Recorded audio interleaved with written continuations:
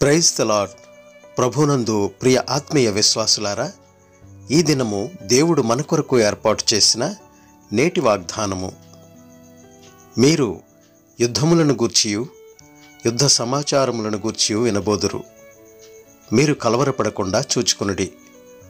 మత్తయి సువార్త 24వ అధ్యాయము 6వ వచనము.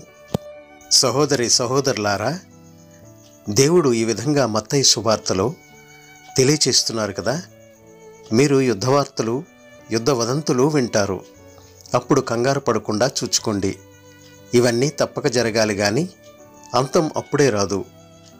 జనం మీదికి జనం, రాజ్యం మీదకి రాజ్యం లేస్తాయి. అక్కడక్కడ కరువులు, ఈతిబాధలు, భూకంపాలు వస్తాయి.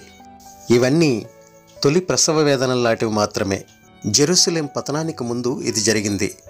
అప్పటి నుంచి జరుగుతూనే ఉంది. బహుశా ఈ యుగానికి అంతం సమీపిస్తున్న కొద్దీ ఇలాంటివి మరింత తరచుగా జరుగుతాయని యేసు ప్రభువు ఉద్దేశమేమో. తొలి ప్రసవ వేదన లాంటివి అనే మాటలను గమనించండి. రాబోయే నూతన శకం ఈ యుగంలో అనేక బాధలు, వేదనల తర్వాత ప్రవేశిస్తుంది. యుద్ధాలు, కరువులు, భూకంపాలు ఈ యుగాంతంలో కలిగే వేదనలకు ఆరంభాలు మాత్రమే. అదేవిధంగా ప్రభువు సెలవిస్తున్నారు కదా, లోకం మిమ్మల్ని ద్వేషిస్తే మీకంటే ముందుగా నన్ను ద్వేషించిందని మీకు తెలుసు. ఒకవేళ మీరు లోకానికి చెంది ఉంటే లోకం తన వారిని ప్రేమించి ఉంటుంది, కానీ మీరు లోకానికి చెందినవారు కారు.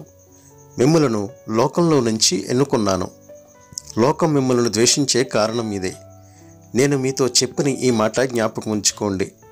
దాసుడు తన యజమాని కంటే మించినవాడు కాడు.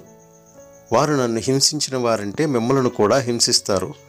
వారు నా మాట పాటిస్తే నీ మాట పాటిస్తారు. అయితే నన్ను పంపిన వాణ్ణి వారు ఎరుగరు గనుక నా పేరు కారణంగా అవన్నీ మీ పట్ల జరిగిస్తారు. వారు మిమ్ములను సమాజ కేంద్రాల నుంచి వెలివేస్తారు. మిమ్ములను ఎవరైనా చంపితే తాను దేవునికి సేవ చేస్తున్నట్టు అనుకునే కాలం కూడా వస్తుంది.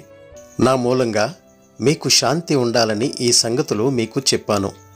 లోకంలో మీకు బాధ ఉంటుంది, అయినా ధైర్యంగా ఉండండి. నేను లోకాన్ని జయించాను. కొందరు అంతం వరకు సహిస్తారు కాబట్టి వారికి విముక్తి లభిస్తుందని ఇక్కడ రాసిలేదు. విముక్తి అనేదాన్ని ఎవరూ స్వయంగా సంపాదించుకోలేరు.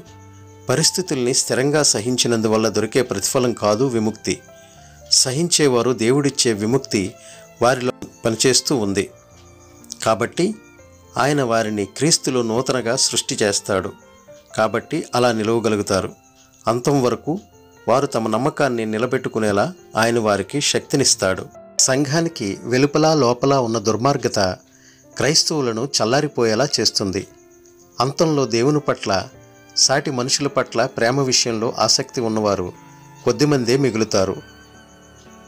ప్రేమ పోతే అంతా పోయినట్టేనని మనమిప్పుడు గుర్తుంచుకోవాలి. క్రీస్తు రాయబారుల పరిచర్య అంతటిలో దేవుని రాజ్యం గురించి ప్రకటించడం, నేర్పించడం ప్రముఖ స్థానం వహించింది. ఈ పని ఇంకా పూర్తి కాలేదు.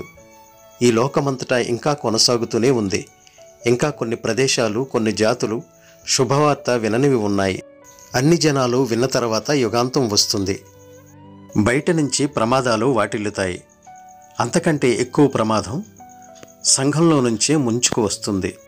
నా పేరు కారణంగా అన్ని దేశాల ప్రజలు మిమ్మల్ని ద్వేషిస్తారు. ఆ కాలంలో చాలామంది తొట్రుపడిపోతారు. ఒకరినొకరు శత్రువులకు పట్టి ఇస్తారు. ఒకరినొకరు ద్వేషిస్తారు. చాలామంది కపట ప్రవక్తలు వచ్చి అనేకులను మోసగించి తప్పుదారి పట్టిస్తారు. అయితే అంతం వరకు సహించే వారికి విముక్తి లభిస్తుంది. ఈ రాజ్య శుభవార్త లోకమంతటా అన్ని జనాలకు సాక్ష్యంగా ప్రకటించడం జరుగుతుంది. ఆ తరువాత అంతం వస్తుంది. అనుగ్రహింపబడిన ఈ వాగ్దానము నిమిత్తము ప్రార్థన చేసుకుందాం. మహాపరిశుద్ధుడా, మా ప్రియ పరలోకపు తండ్రి, నీవిచ్చిన ఈ వాగ్దానము నిమిత్తము నీకు వేలాది స్తోత్రములు, వందనములు.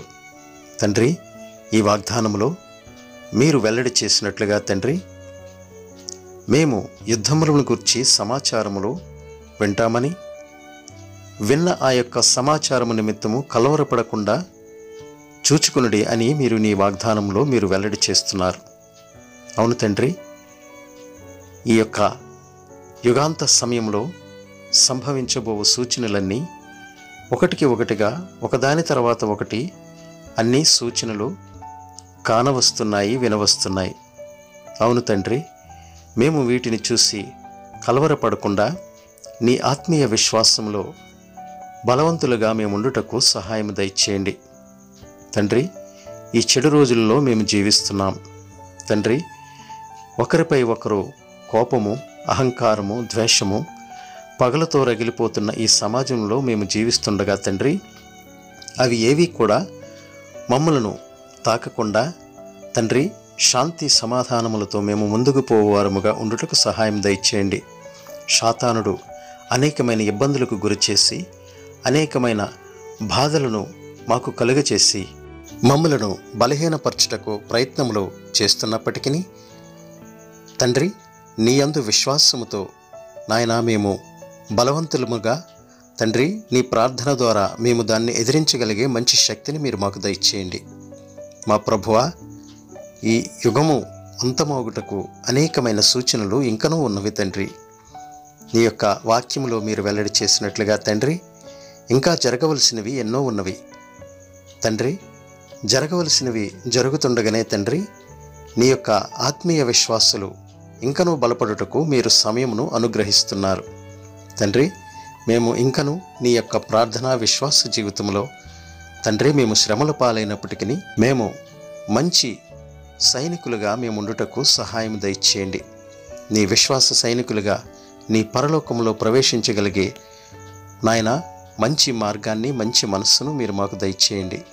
ఈ వాక్యం వింటున్న ప్రతి ఒక్క బిడ్డను, ప్రతి ఒక్క కుటుంబాన్ని విన్న ఈ యొక్క నాయన సమాచారాన్ని బట్టి ఆందోళన చెందకుండా నీ యందు బలవంతులుగా నిలబడగలిగే మంచి ధైర్యాన్ని నీ ఆత్మీయ శక్తితో నింపి నడిపించమని నీ కృపా సన్నిధి ఎల్లవేళలా మా అందరిపైన ఉంచి రాబో కాలంలో నాయన నీ విశ్వాస సైనికులుగా మేము ముందుకు పోగలిగే మంచి జీవితాన్ని మాకు అనుగ్రహించమని మా ప్రభువును ప్రియరక్షకుడైన యేసు వారి దివ్యనామమున అడిగి వేడుకొంచున్నాం తండ్రి. ఆమేన్.